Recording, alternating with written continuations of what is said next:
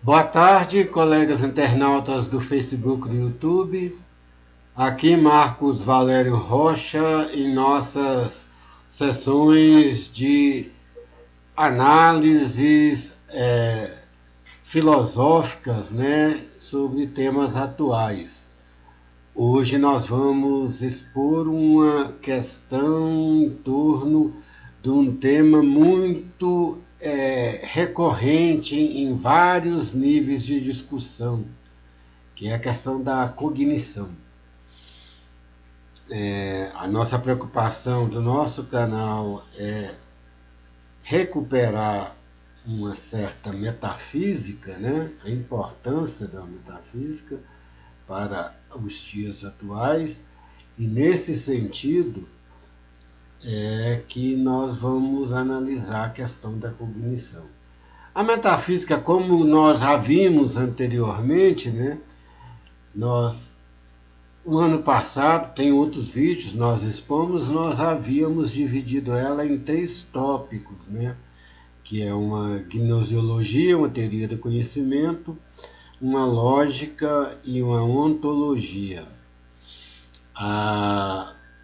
Nós desdobramos em 4 temas agora, praticamente, porque temos uma cosmologia. A cosmologia ela é muito ligada à ontologia, mas ela, nos tempos atuais de mudança climática, a cosmologia voltou a ter a sua importância e uma cosmologia de um certo caráter metafísico, né? Com a teoria de Gaia. Muitas das pessoas, dos cientistas, né, relatados nesse livro aqui, no criador da teoria, né, que é James Lovelock, ele relata isso, né, que eles viram esse caráter meio metafísico, teológico, né, dessa teoria de Gaia. É uma coisa interessante. E então ela está se destacando. Um outro ramo atual é chamada cognição. A cognição é mais em torno da teoria do conhecimento em si e engloba a lógica. Agora, a lógica, ela, pelo seu desenvolvimento histórico, a sua importância, né, histórica, ela se tornou algo destacado, mas ela se enquadra dentro da questão da cognição e estaria junto com a gnoseologia, igual a cosmologia estaria junto com a ontologia, né? Então, a metafísica, voltando, ela poderia ser, de novo, resumir em uma teoria do conhecimento, uma gnoseologia e uma ontologia. Mas essas matérias, a lógica na teoria do conhecimento e a cosmologia na ontologia, pela importância que ela teve atualmente, ela se tornou uma matéria extra, né? Uma divisão extra da preocupação que é em torno da metafísica. Essas discussões começaram praticamente em torno da metafísica. Isso porque nós já havíamos falado que, como nós já vimos, né, a metafísica foi um livro de Aristóteles que teve essa denominação porque ele vinha depois do livro denominado Física, que, né, ele analisou o reino animal, analisou até a física mesmo, né, as leis naturais da física, tudo. Aí tem um livro que vinha depois, não tinha nome, e o pensamento acadêmico antigo, né, denominou de metafísica, além da física. Mas ela virou uma preocupação além da física ainda no sentido atual, né, que é essa questão da mente, né, e depois se desdobrou nessa questão ontológica e uma questão analisar a questão do espírito e analisar uma questão maior, que são as questões religiosas, divinas, de Deus, principalmente na Idade Média. Nós já vimos discutindo porque a metafísica, a partir da modernidade, ela foi sendo paulatinamente desprezada, né? Muito por conta do excesso que teve da utilização na Idade Média com a denominada filosofia escolástica. Além do excesso de importância que ela teve, era uma exigência muito grande conhecer as leis do pensamento em torno metafísico, né? Principalmente religioso, pela Igreja Católica, né? Com a escolástica. A escolástica é um ramo praticamente católico, e por conta também dos embates, né, o poder temporal da Igreja Católica na Idade Média, né, também, que teve, como todo poder humano, tem uma tendência muito grande a se tornar um poder arbitrário, se tornou um poder arbitrário. Mas aí na modernidade veio desprezando, e o último grande a desprezar foi Kant, que desprezou a metafísica. Mas logo perto de Kant, já Hegel vem tentando recuperar essa questão da metafísica. Gnesiologia e a cognição, questões cognitivas é questões da mente e do conhecimento. E a lógica voltou a ter a importância, foi voltando aos poucos. Primeiro foi a lógica, que nós já vimos com os filósofos analíticos de origem kantiana, e com a sua lógica matemática, a lógica simbólica, né? Daqueles símbolos, nós expomos isso nas aulas passadas, né? Iniciado praticamente com Frege, com o Peirce e o Wittgenstein. O Wittgenstein é maior, tem um tratado lógico-filosófico, uma grande obra do século passado, dentro desse ramo, é considerada a maior obra, né, dentro dessa filosofia analítica. Mas o que está acontecendo é que essa lógica valoriza como um pensamento kantiano, ele vislumbrou a superação da Idade Média com a ordem burguesa e o individualismo burguês, né? Então, essa lógica é carregada desse individualismo de caráter, em termos sociais e políticos, burgueses. Esse individualismo e essa tendência à valorização excessiva do singular, por conta que na Idade Média o pensamento Deus e a Igreja Deus, aquela superestrutura, ela perseguia a liberdade individual, né?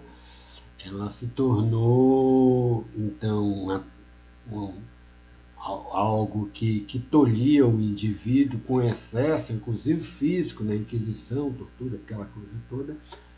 Então a modernidade desprezou.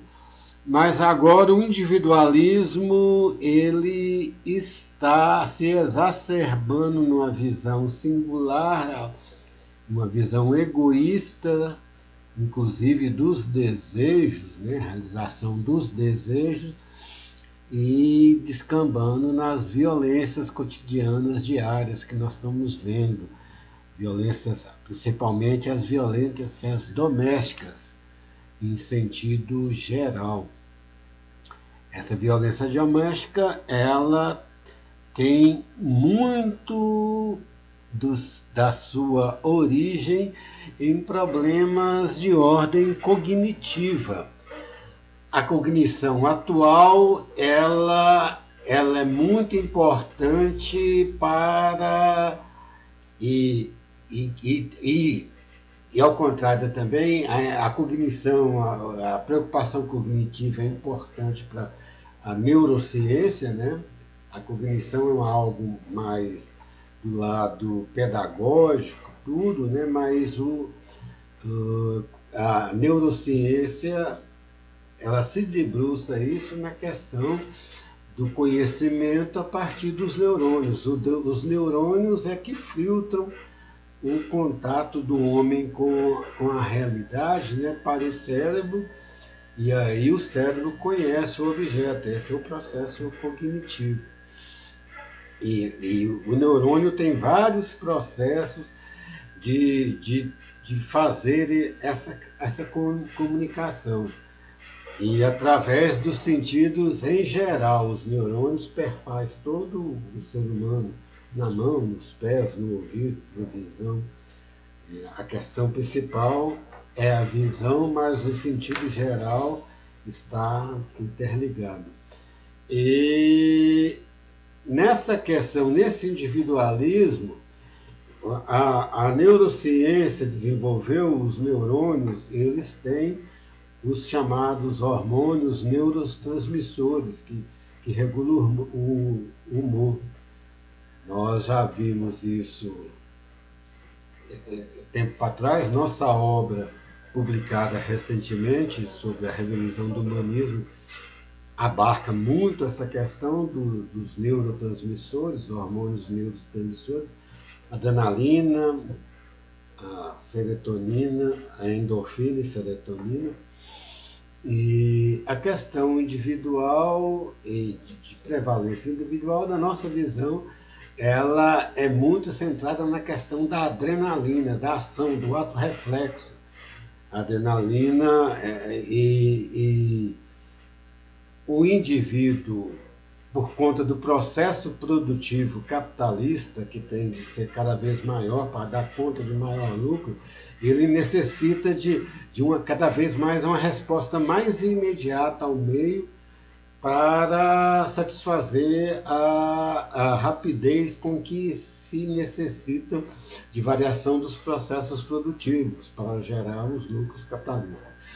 Esse processo gera uma descarga muito grande de ansiedade e de adrenalina, né, que muitas vezes deturpa uma visão maior que tem de ser adquirida a partir de uma certa contemplação, né? A metafísica, a base dela inicial é a contemplação. A contemplação, a partir, se fala do espanto, né? O conhecimento, lá em Aristóteles, na metafísica, se adquire a partir do espanto. Espanto no sentido assim, de algo que chama atenção, mas tem de ter, vamos dizer assim, simplificadamente, né, um processo de calma, a pessoa com calma poder analisar a coisa, né, para se atingir um conhecimento geral universal. Esse conhecimento geral, nos primórdios da metafísica, gerou a questão dos universais. Esse problema foi muito criticado dos universais, muito criticado pela filosofia moderna e muito desprezado. Hoje em dia, necessitamos voltar a esse problema dos universais. Ele é adquirido no pensamento relaxado, na contemplação, sem ação, né? E da contemplação vê essa questão geral.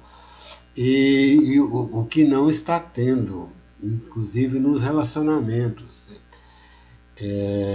Nós discutimos a questão do humanismo, aquela questão nossa do Fukuyama, que falou o fim do humanismo, e ele falou no outro sentido, mas já está vendo um fim do humanismo nesse sentido, porque dentro desse processo de individualismo, se acirrando mais e mais, perdeu-se esse universal, e o humanismo e a humanidade é um universal, um conhecimento universal. O nosso modelo de sociedade vida valoriza principalmente o individual, o desejo individual, o consumo individual, o lucro da empresa. Cada empresa é um indivíduo, né? Então, e valoriza esse embate com o outro como se fosse um inimigo, transposto isso na questão do mercado, se perde essa questão da humanidade em si, a humanidade geral. Mesmo isso, um processo neurótico, né, que Hegel já visualizou isso na fenomenologia do espírito, né, falando nos delírios da presunção, né, a lei do coração. Coração é essa questão do desejo, tem uma parte do desejo e necessidade também na fenomenologia. São 3 capítulos mais ou menos, né? Cujo primeiro vem esse lado mais humano de luta, né? Que na fenomenologia, quem lê, vem a parte do senhor, do escravo, da liberdade, da dominação, né? Do senhor e escravo, a parte mais famosa, mas aí vem gerando essa questão do desejo, da necessidade, e depois ele fala desses delírios, né? E ele não fala dessa questão do individualismo em sentido geral, mas ele fala da individualidade unilateral.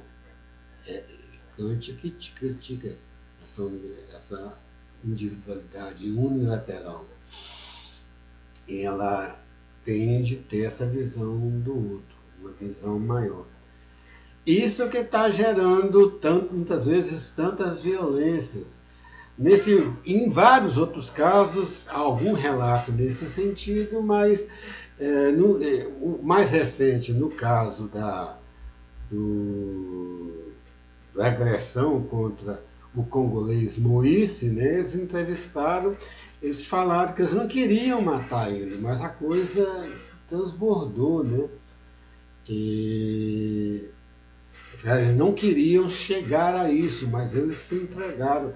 Então, todo esse contexto de individualismo, de visão, de falta de visão geral, universal, né, que a metafísica dá, gera esse processo de violência pulverizada, individual, que nós estamos vendo não só aqui no Brasil, mas no mundo inteiro, inclusive nas relações interpessoais, pessoais e sexuais e matrimoniais. Há essa visão, né? De um lado, tudo com do outro. Mas a questão do masculino, pela própria questão de um sujeito masculino, ele precisa vamos dizer assim, de uma instigação, né, para a realização do ato sexual. A mulher geralmente é chamada até o ativo, né, e a mulher geralmente é o passivo. Essa instigação excessiva gera essas neuroses, né? Essas neuroses e até a questão de morte, que a pessoa, nesses delírios, na fenomenologia, logo no início, ou do prazer e necessidade, ou da lei do coração, mais do prazer e necessidade, ele fala isso, que a consciência se vê na outra consciência, e ao mesmo tempo a consciência se vê maior que a outra consciência, ela quer dominar a outra consciência. É isso que está ocorrendo ultimamente e está se acirrando as violências gerais. Então é preciso voltar a esse processo da metafísica, essa visão geral, e o fator básico inicial desse processo de contemplação para criar esse clima de cognitivo é a questão religiosa antiga. Só que a religião está sendo desprezada, igual nós vimos. E a população sente falta disso. Jung, no livro dele, né, Os Arquétipos do Inconsciente Coletivo, fala isso, que a necessidade religiosa é uma necessidade do inconsciente, e dentro de várias pessoas e a gente está vendo que tá, na população em geral tem essa necessidade dessa visão de Deus, e a falta dessa visão gera insegurança e esse medo de voltar a uma época antiga, né, em que o que dominava era a barbárie e a violência geral, a anarquia geral. Por isso vem ressurgindo, e um dos principais movimentos políticos e sociais que tem essa bandeira de ordem, essa visão de religião nesse sentido, né, são as bandeiras fascistas. Nazi-fascista ainda, já uma coisa mais radical de delírio ainda, é essa questão das raças, não só raça, dos indivíduos, né, e de não aceitar algumas diferenças a níveis de características de cada indivíduo, seja sexual, seja histórico. Tinha os judeus, questão religiosa, tem os homossexuais, tudo, e tinha os ciganos também, né? E tem também os estrangeiros é mais geral ainda. Então, essas as nossas reflexões que nós queríamos fazer. Boa tarde.